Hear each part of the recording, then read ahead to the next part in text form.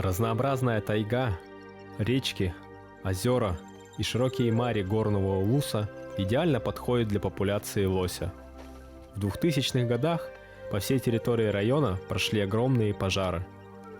Поэтому сейчас значительная часть тайги представляет собой труднопроходимые завалы и гари, и новая насыщенная растительность как раз таки играет на руку развитию здесь популяции лося.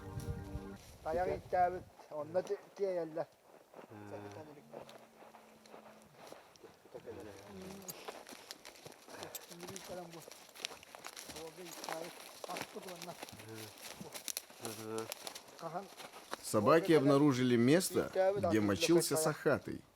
Тут он покопался и помочился. Вот и собаки кувыркаются там.